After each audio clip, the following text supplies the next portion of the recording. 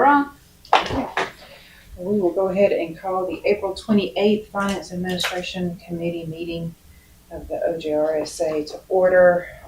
Again, apologies for being a few minutes tardy, and thank you for your patience on that. So we'll go ahead and open up public session. There is no one in the audience. I'm going to assume there are no public comments. I'm assuming no one called in or gave written comments. Okay. So we'll move on to item C, presentation and discussion items. First up, update on current projects. Sir. In your packet, as usual, you have the 3 pages, I think it's 3 pages of front and back of the annual projects that we have.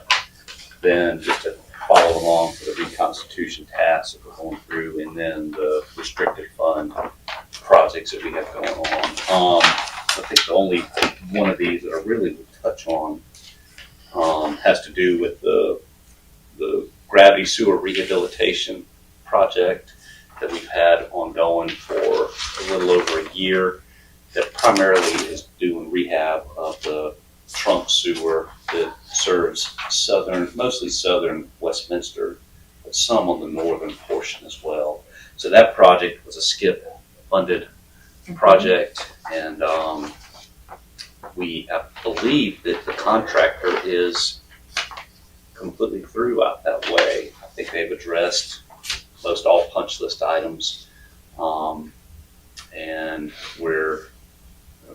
the engineer is reviewing all of the CCTV footage to make sure that it did meet installation specifications. But as far as we know, there's only one more outstanding pay application for that, so that'll be pay app number 7. With that project as well, we had budgeted contingency for it, and we did not use much of that at all. So since we do have some SCIP money left, we're going to try to see if we can rush through and do some additional rehab of manholes, not just rehab, but making them watertight as well. So that would be along this trunk sewer from outside of the plant, going west up toward Walhalla. So all 3 cities actually will receive benefit of that, even like the western part of the city of Seneca, if it flows through that Richland Creek flow meter that we have. It does serve all cities. But as y'all have seen possibly from time to time, when the creek rises, it gets to the point where they'll overtop those manholes. And there's just basically pumping and treating creek water, flood water. So we're going to hopefully be able to rehab some of those and replace those. Is there enough time, or we got about 2 months? We think there's time. The engineer has already met with the contractor, so we've already bid it out. We had one bid, only one company bid, but we feel we would be able to work with them, and we have the funds to do it. And the longest part of the project is getting the material. It's a 10 to 14 week lead time on the manholes, the rings and covers. I believe we have money in the budget to go ahead and procure those. And if we were able to do it through the SCIP project, we could be reimbursed so long as we follow their procurement. So we're making sure that we do stay in touch with them to make sure that if we do move forward with the project, that we would be reimbursed for those amounts. But if not, we're going to need them anyways. And I believe it's 40 that we would be looking at obtaining. So that was, I think the low bid was around $20,000 to $21,000 for those 40 watertight rings and covers. So we may look at going ahead and acquiring those in this year's budget anyways. We're just waiting for confirmation back from them that the 3 quotes we received would be valid to be reimbursed if we do move forward with that SCIP. So we got that 3rd quote just this morning. Yeah, that was my second question of whether or not you talked with Nate or someone from RIA, but it sounds like you have. We've been staying in touch with them. The biggest thing trying to get done, find out if we could do this, was finding out when that first project was going to be closed out. So the got a copy of that pay application last week. Pay app number 6, was it around 2 something million, Lynn? I believe it was over $2 million, which was the bulk of that contract. So, so that's been turned over. Now we're waiting for RA to go ahead and front that money to us, and then we can cut that check, and maybe next week or the following week we can go ahead and pay that, and hopefully that pay app number 7 will come in soon thereafter. So those are the 2 projects that I'll touch on now, and I'll answer any questions that you have about any of the others. Yeah, are there any other questions, comments? Sounds like everybody's been very blessed through that SCIP project, and everybody's able to do more than we anticipated, so that's good news. All right, we'll move on to the second item under presentation and discussion, committee priorities for operational and/or capital projects to be included in the 2027 fiscal year budget. I'm assuming this is our large. That's the large sheet. So I'll mention to you that the 2 areas of focus that we have internally. One being the Speeds Creek force main replacement, which is a consent order item, and one that we have 2 to 3 leaks on a year that requires, and it's always, for whatever reason, it typically is always going to be nights or a weekend. You know how that works. So, again, high priority on that. The planning cost estimate for that, for the construction phase of that, is in the $2 to $3 million range. The pipe that's out there now is, the sample of it is behind me that you've seen from time to time, and it's a 14-inch ductile iron pipe. So what we're doing right now, though, is working with Seneca Light and Water to determine if we're going to upsize that line to be able to serve for the future, or if we would be better suited addressing what is stated in the master plan, which is rerouting the Martin Creek force main and bypassing the Speeds Creek station. So if we do that, then whatever work we do now at Speeds is almost it could be considered a short-term solution, because it may have to be replaced again to a smaller diameter pipe and a smaller station to work with what is stated in the master plan. But I've asked them just to go ahead, and that's why we're kind of opening this up now with Light and Water, is to determine about, I hate to say throw money, but to use that money for a 10-year fix when that line could be decommissioned in 10 years if that Martin Creek force main is going to bypass that station anyway. So I think, personally, I'm leaning toward finding a way to continue the flow that we have going right now. But I think a lot of it's going to depend on how they interpret that growth-related data that they have from Light and Water, where the recommendation will be. But they're surveying a route currently out there now, and it'll be sticking more to the DOT easements as opposed to going cross country through private easements like the current enforcement does. So that's high priority number 1. High priority number 2 is to get the treatment plant back up to the full rated capacity for treatment, which is 7.8 million gallons per day. Over my time here, 2017, we've made considerable progress incrementally.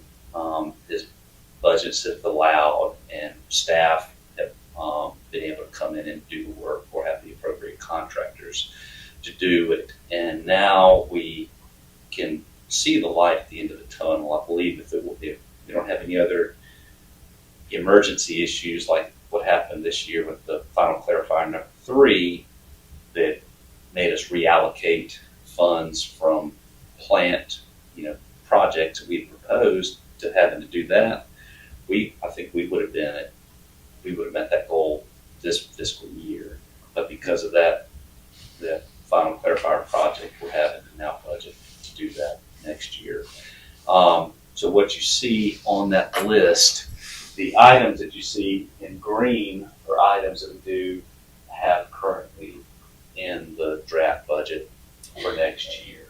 The item in yellow is one that we have in there as well, or two that we have in there as well. But if we get to the point where we have to begin scaling back, and we will because we dumped everything we could into the next year's proposed budget so that we can start, what do we need to remove to get to where we, the expenses are going to meet the projected revenues, what would be cut out. So the two yellow things are items that, Kyle does not want to remove from the list, but if we have to delay those an additional year, he feels that those would be two items in the CIP that we could remove. We're still going to have other items that are not listed in there that we have to do, but they're listed they're going to be in the O&M budget as individual items. Typically, most of those are going to be smaller, but still we would package those into one bigger project. And then lastly, just to let you know where we are with the other consent order projects. So we're for the second year in a row, we're not anticipating budgeting for any CCTV or cleaning of pipelines or any other SSES work, because we currently have collected substantial inspection footage as we've been required to do by the consent order, because we have a 10-year cycle that we have to get through our entire system and begin rehabbing that work. But to us, it's kind of a waste of money to go out there and do CCTV work and have designs sitting on the shelf when we can't do any of the projects that are needed to be done with it because of the funding issues that we have, because currently to be able to issue debt, having to go and get that approval from each of the three cities to be able to borrow.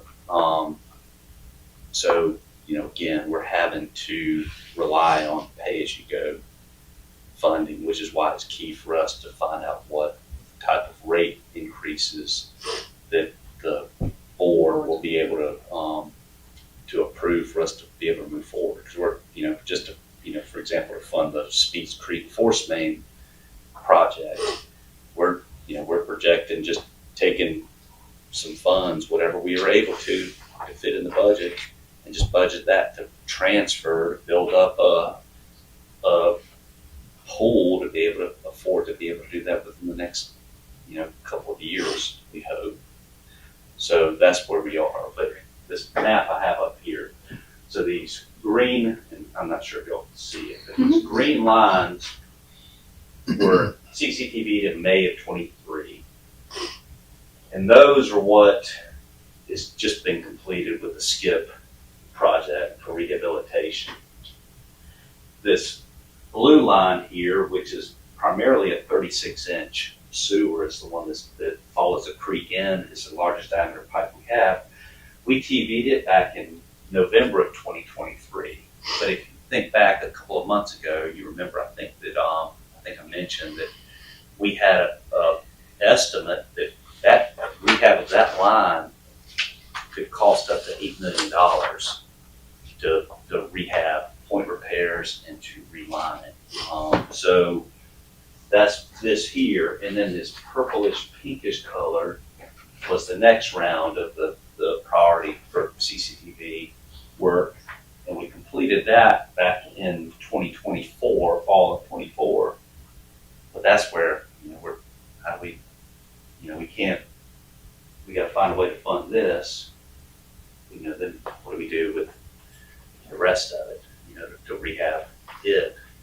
So that's kind of the dilemma that we're in now with budgeting for these major projects. So, $250,000 that we would have used to have as a contractor come in just to do more CCTV work to check the box, that money could be better spent going elsewhere, but it's putting us further behind with where we need to be with the consent order. But the consent order, the objective of that is to actually find and fix the problem, not just to find it. So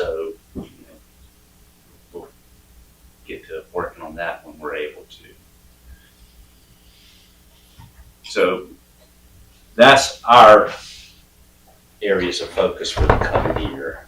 So my ask of this is, are there any pressing matters from the committee, and ultimately, I've asked the other committee this as well, that you all would like to see us push forward with the coming year, that may be along with what we have stated or in lieu of what we are proposing to move forward with next year.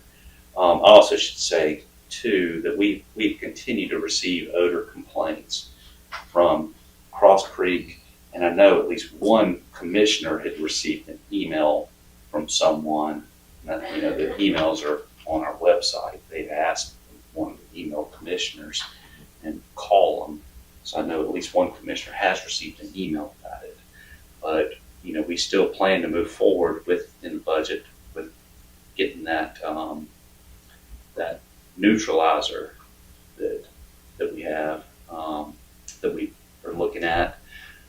But we're also looking at, and we spoke with an engineer yesterday, so we're not 100% sure that we're 100% of the problem that's going on over there. And I'm not saying that we're not any of the problem, but I went over there last Thursday night. I drove through the neighborhood at about 10 o'clock till about 10:30. I drove all through Cross Creek, got out of the car from remember there was a couple at one of our meetings that had spoken, got out at their house. They knew I was doing this.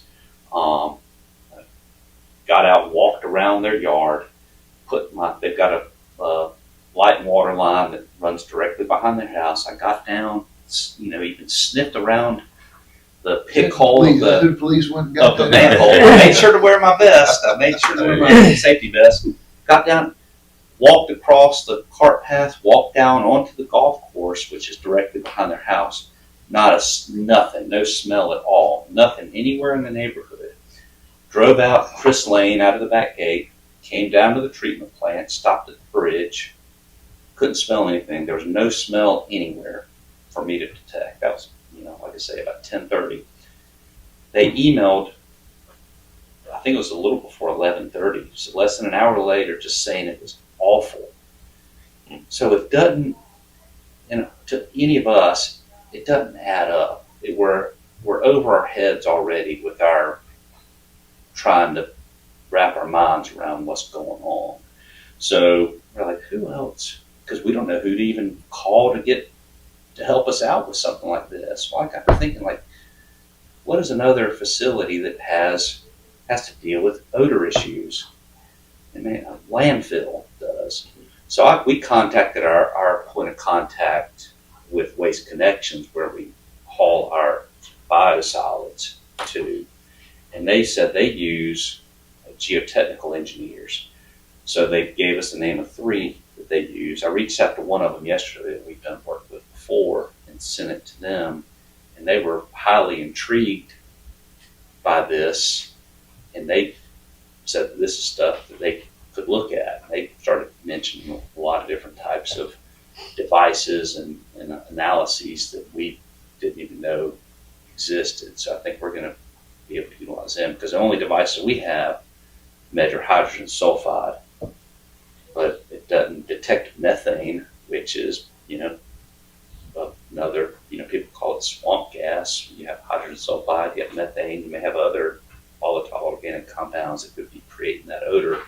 So we need to find out exactly what we're trying to fix, because we were just baffled when I smelled nothing, and then less than an hour later getting emails saying it's awful. So that, I should say, that's a priority for us as well. So anything you guys can think of that you want us to look at?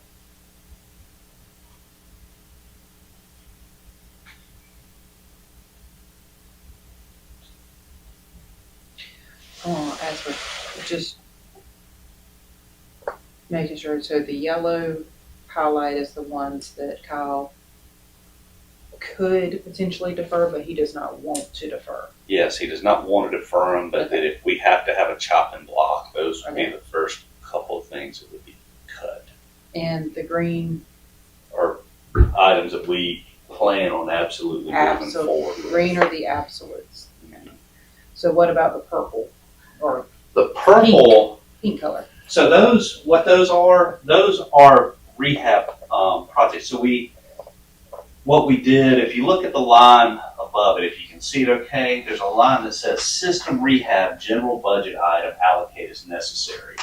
So that was, I believe it was for roughly about $1.2 million a year. So it looked at spreading about close to $25,000 of general system rehabilitation equally across the 20-year period. So the purple line is reallocating those monies to a specific project, if you will. So it's taking it from a general line and moving them to a specific identified rehabilitation project. Does that Yeah. make some sense Yeah, it does. there? But, again, even with those, we don't know how we would move forward with doing these currently. And I know that you said that you wanted to have the expenses so you could look at the rates, but obviously from one year to the next, we're not gonna be able to increase rates enough to do $5 million. No, and I wouldn't ask. No, I know you wouldn't. Just making it clear for him, we are not doing that. However, if with that 938, since that is the largest amount of the 1As, what truly is, I mean, I know that's the number that you need. I understand that. But I also know that, like I said, we're not gonna be able to, even just looking at the 1As, we're looking at about 1.5 million. And that's a lot too. How much can that 938,000 go down and still make an impact, but us also meet budget? I will have to get there and Okay. look at it and see, because we've got the compensation study Yeah. that's out there that's going to be presented next, the board meeting next week for the board to give us direction on how to budget for personnel. So we'll, hopefully you've got trust in us and the staff that we'll prioritize and get done what we feel is in the best interest of what we're able to do. Obviously, we'll look at grants for some of these projects.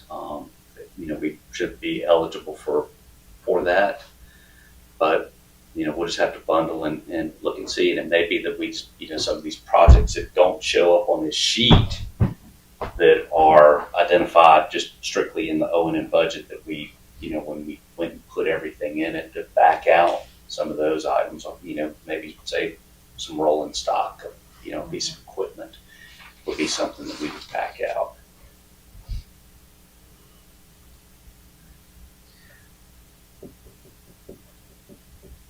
Well, I mean, my opinion is just gonna be, if the green is your absolute, and if Kyle felt strongly enough about the ones in yellow to say that he understands that they need to be cut, fine, but he would rather them not, I think that carries weight into just my opinion. I prioritize those, but I'll open it up to any of the other committee members on your thoughts with that.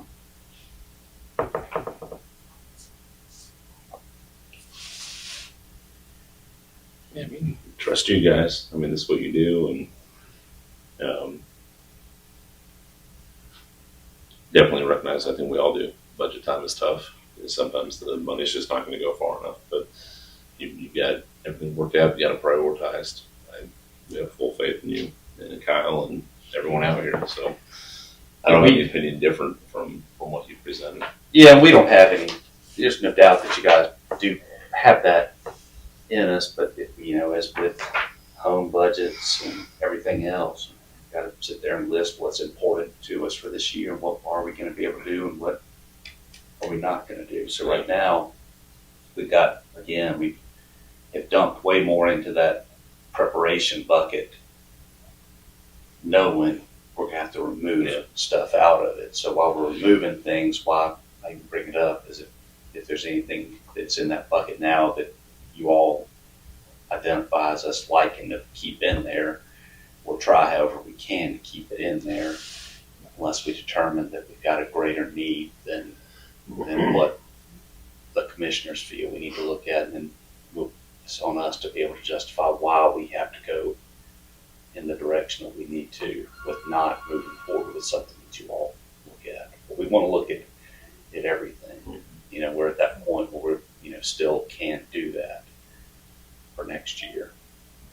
And the plan will be, because at our meeting this time next month, that'll be the approval of the draft budget to move forward to the June 1st board meeting for acceptance and approval.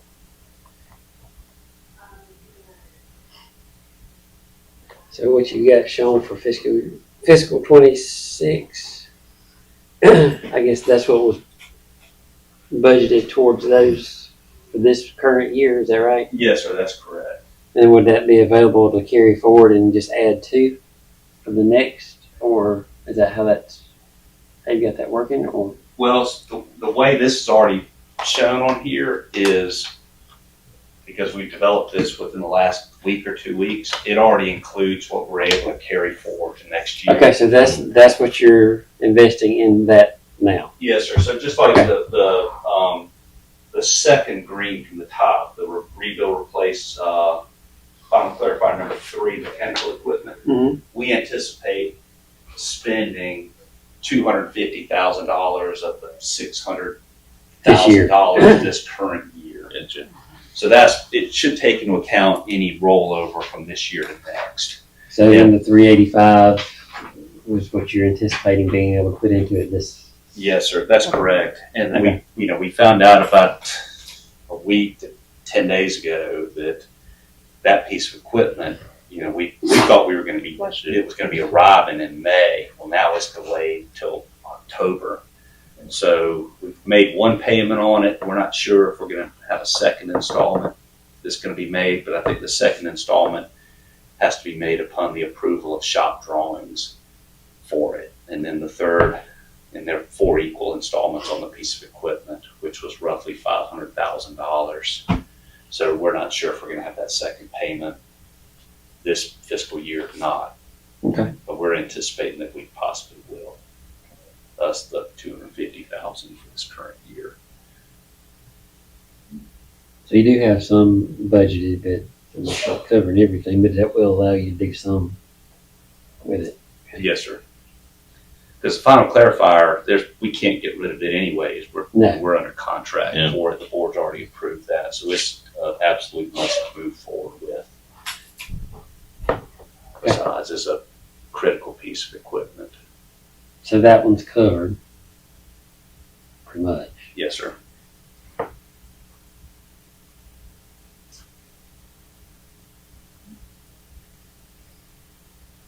there any other questions, comments, suggestions?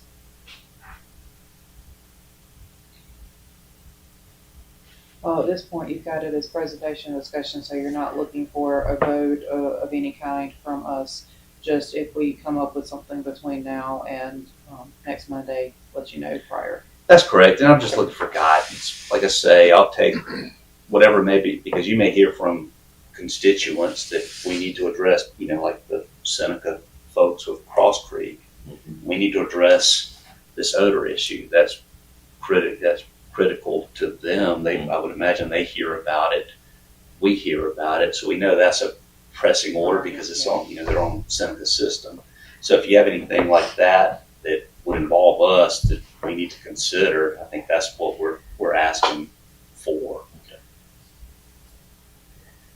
I guess anything as far as an increase on rates, where would you point that? Where would you direct that additional funds towards? every, Just pick something on. yeah, the next anything you priority. look at here would be where those funds would be. Green first, Going yellow forward. second, Mhm. and then the pink. You know, again, those two priorities we have, Speeds Creek and getting the plant up to where we can run it at 100%. Yeah. Because we have we've got a train that we can't utilize right now because gates are frozen. There was a lack of, for a decade or two, or possibly more, there's just a lack of PM that was put in place. And, so what I had inherited is devices where the equipment was seized up. You can't operate it. We can't divert flow. So what we've done is, as we've been able to get these pieces back up and going and in place again, we now are rotating. The flow is being diverted from one train to the other, where we can do preventive maintenance on the sides. But the area of focus now to try to get back up and going, there's no way to do it currently without having to, that one line item you see there about aerator gate replacements for $300,000. That's one of the critical pieces we need. We've got air motors that need to be replaced on the aerators, so we're not able to use one complete side of our aeration unit at all. So it's, again, right now on a typical normal day, we have no issues. The flow, we're rated at 7.8 million gallons a day. We receive on average, say 3.5 million gallons a day even. We're fine operating like that, but it's those days where we have a tremendous amount of influent infiltration. We're storing water here. We're storing water at Martin Creek site. We're pushing through as much as we're able to here. That's when we have that pinch. It puts us in some of the bind. And we're able to manage it. We haven't had any violations, but it just makes it more difficult to be able to do it. We have to store more. Mhm.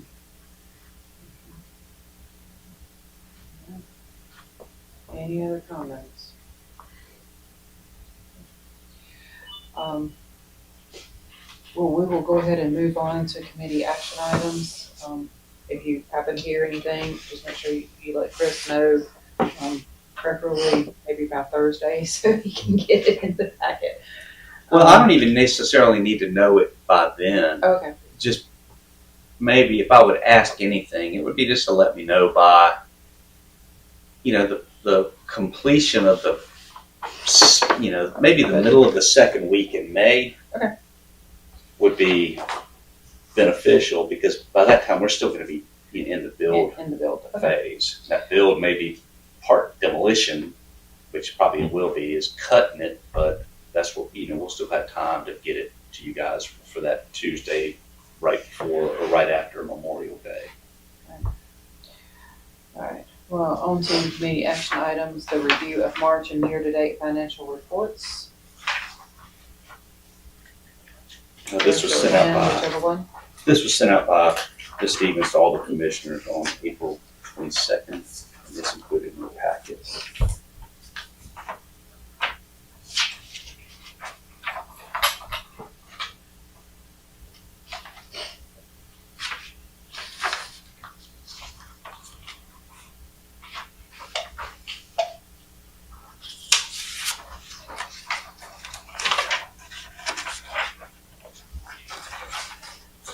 Is there a motion to accept the March and year-to-date report?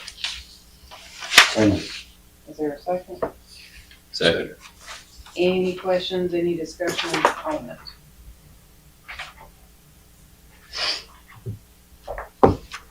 Anything of particular we need to know about from it? No, man, we're still looking good with the budget. All right. Hearing no other discussion, all those in favor to accept the March and year-to-date financial reports, please say aye. Aye. All right. No action items to recommend to the board for consideration, so we'll move on to executive director's discussion and compliance matters. Sewer use regulation update first up. All right, if you wish, I'll just go through these Sure. each individually, and you can ask questions along the way. So before I move on to the next. So the first item, the sewer use regulation, Ms. McCullough, Allison McCullough, discussed this at the OMP committee, and this was taken to them and approved by the committee to move forward to the board. But what's necessary each time that we have an NPDES permit renewal, which is going to be every 5 years, we're required to go and revisit the regulation and make sure that our regulation complies with any changes to state and federal mandates. And there was very little. I believe that the bulk of the portion of it that necessitated a change had to do with these contaminants of emerging concerns, which people typically hear called PFAS. But so that's what was the primary focus of what needed to be done. It also allows us, since that has to go before the state to have it reviewed and approved, it also gives us the opportunity to go and make any modification of any local regulation that we have. And the primary local regulation that we have, with the motto, continuous improvement, is that we're able to continue to fine tune, primarily with us, the FOG program. So, we had the initial major change that was implemented a couple of years ago, and then it was revised, and now we're proposing some slight revisions to it again, based on, going through the program for a couple of years, seeing what works, what doesn't, what kind of requests we're getting from developers that we're able to work in. And, currently we're able to handle some of those as variances to the regulation on a case-by-case basis. But we found now that we're looking to make the regulation a little more flexible so that we don't necessarily have to handle them as a variance request. We're able to just handle them as direct regulation, with looking at possibly some of these like either or types of things written into the regulation. So, it's again, like I say, just continuing improvement on what we have to allow us more flexibility internally without having to go take that additional step. So this was, again, I just printed off one copy. It's just about 100 pages for each one, but they're online, though, and I'm not planning on printing off a copy for the board for everybody to see, but they're, again, they're online. There's 2 versions. There's one that shows the changes that are made, and then there's one that shows it with the changes that are accepted to make it easier to read if you want to go take a look at it. But you'll have to hunt fairly hard to go and look and find what specifically has changed in there, because it's not what we consider to be a major overhaul of it. Lawrence Flynn's already reviewed and approved it, as well as Michael Trainum, the environmental attorney. Item 2, user rates for FY27. Again, this is something that I had stated at the last board meeting that we would like guidance from the full board with, so that we know how to develop the budget for the coming year. So the item that I handed out before the meeting, this reflects a very similar copy that was provided at the last board meeting, but we were waiting on, I believe it was one last item from the city of Walhalla. We received that item almost immediately after the board meeting, maybe even the following day, and I think I sent this item out to all of the commissioners as a final version with this. So the document you have before you is the same one that was emailed to you, but it was just looking at the potential for different types of changes to the rate. So, what we'll have on the agenda is, for consideration, what would the board like for us to shoot for as far as any type of increase? Because again, this is only getting more expensive to do what we do, and as you just heard for probably half an hour about our capital needs, we can use whatever we're able to get. But I do know that it's a fine line, because you do have to consider affordability for residents and customers, whether they're residential or commercial alike. So I know that is a difficult decision to make. Third, system expansion cost analysis and impact fees. Weston and Sampson will be at the next meeting to do their annual presentation of what the cost is to expand both the facilities as well as general expectation for expansion costs for the collection system as we continue to grow. Jason Gillespie will be here in person to provide that, and then to I don't know if he's got a visual presentation or if he's just planning on speaking, but he'll be here to present and answer any questions that you all have. And that'll be used. And I asked Jason, instead of calling it an impact fee study, it truly, the board determines what the impact fee, what they want to set it at, because it could be from 100% of what Jason's presenting all the way down to nothing. So I just asked him to term it as a system expansion cost, and then the board can use that to determine if they want to modify what the impact rate that we do charge for growth currently is based on that new information that he presents. But we do currently have built-in increases for FY27 and FY28. They were approved last year with the schedule of fees, but depending on what, if those increase, the board may want to consider making changes at that time. Compensation and benefits analysis. Carrie Kavanaugh with Find Great People will also be here at the May 4th meeting, and she will present the compensation study, which the board will need to consider for adoption in part or in whole, so that we know how to prepare personnel budget for the coming year, which again affects the grand scheme of the total budget as we move forward. And then she also will be, because we had asked them to look at everything because of the issues we had with staff leaving to go to better opportunities for pay. We asked her, well, if we can't pay everybody what, because we've lost people to REWA, if we can't meet them with what they pay, where can we do a little bit better to try to keep people here? So she was also tasked with looking at some of the benefits that we have too, and making recommendations for consideration in policy with benefits too. So again, that'll be next Monday.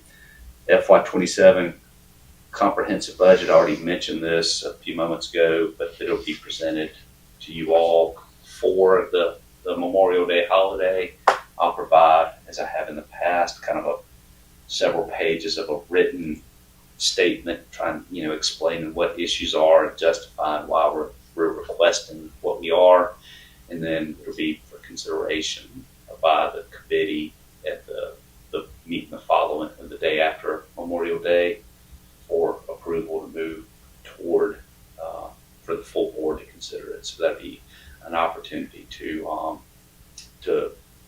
make recommendation for changes as well, or approve it as presented to them. But it will be a balanced budget that will be presented to you at that time. Now, we will comply with posting it as we have in the past with proper public notice to give the public opportunity to speak at both meetings. Corrective action plans, just a reminder, I think Allison, she sent it out again this morning. Just a reminder that those city biannual reports to the corrective action plans are due April 30th, which is Thursday. So just email those to Allison. Those are taken and provided with a copy of our biannual report that we present and upload to DES for their review, so they can rest assured that we're continuing to make progress toward the consent order. And I believe that is all I have, unless you have any questions about any or all of those items. One question on the user fees, and you got the usage change from previous. Can you add something where it shows like a dollar impact I like a can, revenue impact on that, yes, sir. just to have an idea? I would think you'd have that associated, less flow, less.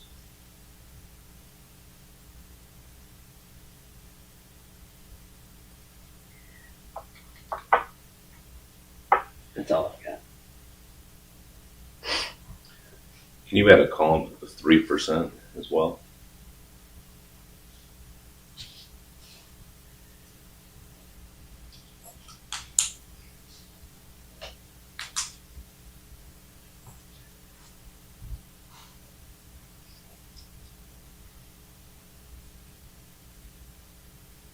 Any other questions, comments, requests?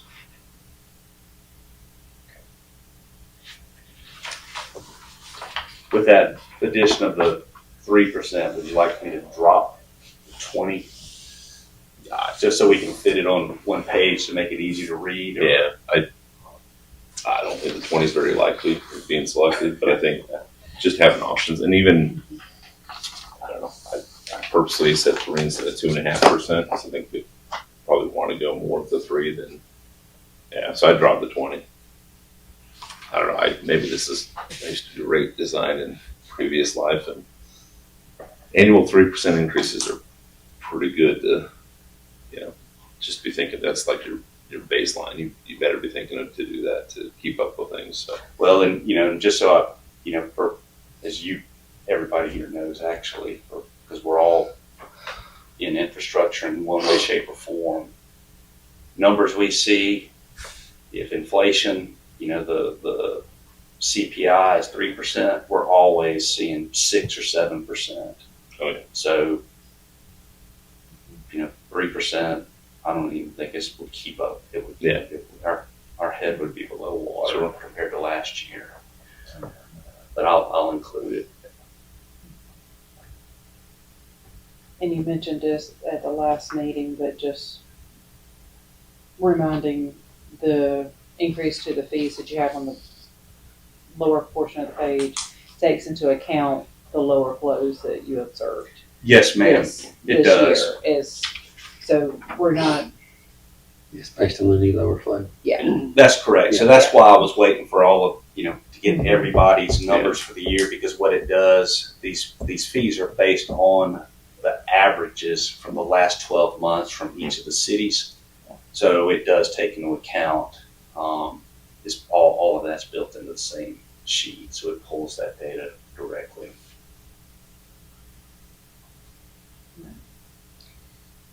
Any other comments about this or any of the other discussion and compliance matters? All right, we'll move on to committee member discussion. Is there any item that this committee would like to ask staff to look into, to bring up at a future agenda, or to bring up to the board? All right. I know it's technically after the adjourn, but I do want to ask, is May 26th still good for everybody? I know that's the day after Memorial Day. Is anybody planning on being off?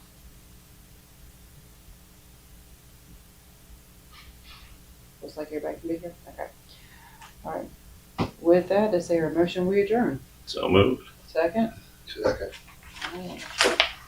And I agree as well. So Scott, if you don't, stay here, basically. The rest of us are ready to go. I think Scott is.